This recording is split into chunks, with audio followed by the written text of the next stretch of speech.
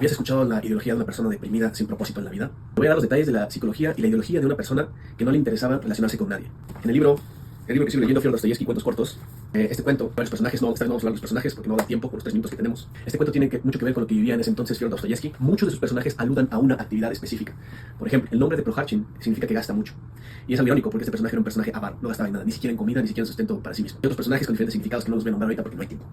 Vamos a enfocarnos un poco en la forma de pensar de Proharchin y su psicología, un poco de la historia del cuento.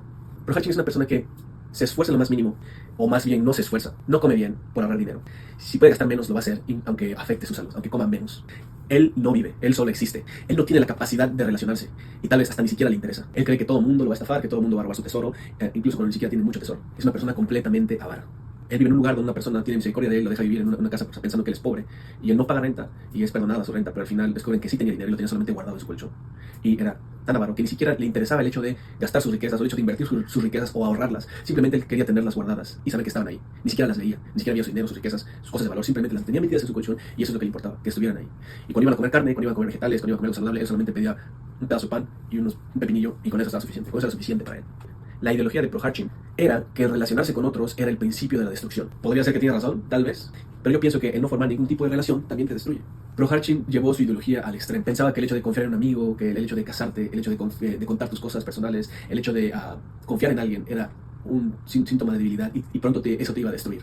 Tampoco hacía nada para mejorar su situación, no se esforzaba más, si podía no trabajar, no trabajaba, tenía trabajo porque que le gustaba acumular sus riquezas, pero él no se afeitaba, no se compraba vestimentas, lo único que tenía de valor era su colchón y lo que tenía dentro de su colchón, que era dinero y algunas cosas. Y incluso su baúl, le había él puesto un candado alemán, una cerradura y un candado alemán, y incluso el candado alemán era lo que tenía, era aún más valioso que lo que había dentro de su baúl. Su baúl tenía cositas que para él eran de valor significativo, pero no tenían ningún valor transaccional. El cuento va de que esa persona vive con otras 2 personas. Al momento de dejar de vivir con esas 2 personas porque se van, o se enferman, o se mueren, él llega a como una vecindad donde todos vivían en comunidad y en armonía, pero él no se relacionaba con ellos. Incluso ni siquiera compartía dónde se preparaba el té para los demás. Era tan avaro que ni siquiera compartía su jarrita de té para compartir.